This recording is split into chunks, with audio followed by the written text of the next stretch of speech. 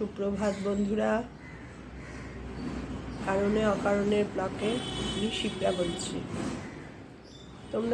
তোমাদেরকে আজকে আমি আমার সম্বন্ধে একটু ইন্ট্রোডাকশন দেব, কারণ তোমরা সবাই আমার ব্লগ দেখবে, আমার ব্যাপারে কিছু জানবে না, সেটা কেমন লাগে।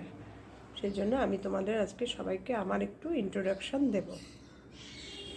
আমি থাকি হচ্ছে ঢাকুরিয়া। আমার নাম শিপ্রা দাস। আমার বয়স 58+। আমার জন্ম কলকাতাতে, কিন্তু আমার অরিজিন হচ্ছে পূর্ব বাংলা। এখানেই আমার পড়াশোনা সব, তারপরে বিয়েও হলো। আমার হাজব্যান্ড ইন্ডিয়ান রেলওয়েতে জব করতেন। আমার বউ ভাতের দিনই খবর আসলো আমার হাজব্যান্ডের ফার্স্ট পোস্টিং হয়ে গেল মোগলসরাই। চলে গেলাম বিয়ের পর মোগলসরাই। আমি আফটার গ্র্যাজুয়েশনেই আমার বিয়ে হয়ে গিয়েছিল। এমএ আর পড়া হলো না, ভেবেছিলাম এমএটা এখানেই বিয়ের পর পড়বো। তো যাই হোক, মোগলসরাই গিয়ে হিন্দু ইউনিভার্সিটি থেকে ফর্ম আনা হলো, এমএতে ভর্তি হব। কিন্তু আমার হাজব্যান্ড বললেন যে তোমার কিন্তু ট্রেনেই যাতায়াত করতে হবে বেনারস মোগলসরাই থেকে। আর ট্রেন মানেই আমার একটা ভয়। মানে বললেন যে পাঞ্জাব অমৃতসরে মর্নিংয়ে চলে যাবে, বিকেলবেলা পাঞ্জাব অমৃতসরে কলেজ থেকে ব্যাক করবে। ব্যাস, শুনেই তো আমার হাত পা হয়ে গেল ঠান্ডা। হয়ে গেল, না আমি আর পড়বো না। আমার পড়াশোনা সেখানেই ইতি হয়ে গেল। আর কি করা যাবে, সংসার করতে আরম্ভ করলাম, সংসার করছি। আর মোগলসরাই থাকাকালীনই আমি বসে থাকতে একদমই পারি না। আমি উল্কাটা বুনতে পারতাম। আমার বিয়ে হয়েছে তখন, নতুন বিয়ে হয়েছে। আমার 2 ভাসুর, তাদের 3 ছেলে। আমার বাবা, আমার ভাই, আমার মা, সবার জন্য বসে বসে ওখানে উল কিনতাম আর সোয়েটার বানাতাম।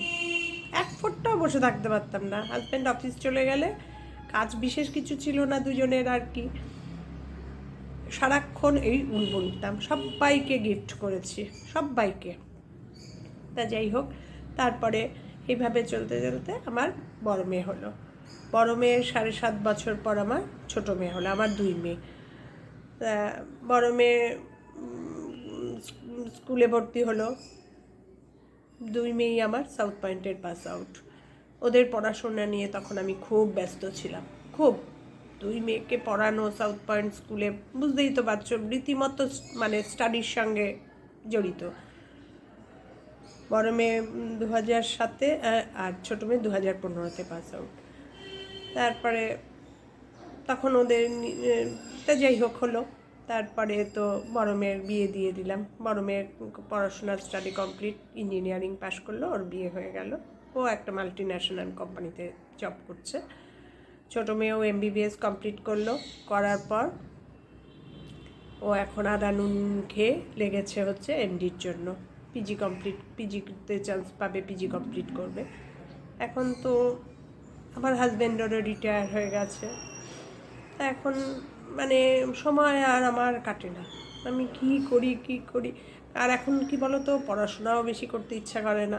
আমি আবার ছোটো থেকেই খুব ডায়েরি মেনটেন করি। সেই ডায়েরি লিখতে আর কতক্ষণ লাগে, হয়ে গেল। তো যাই, তখন আমি ভাবলাম যে তাহলে আমি ইউটিউবে জয়েন করি। বন্ধুদের সঙ্গে গল্প করে আমার দিন কেটে যাবে।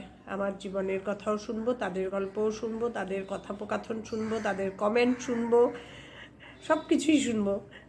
শুনে আমার এই বাদবাকি জীবন আমার কেটে যাবে। এই করতেই আমার ইউটিউবে জয়েন। আমি তো বললাম আমার কথা, এবার তোমরাও জানিও তোমাদের কথা কমেন্টের মাধ্যমে।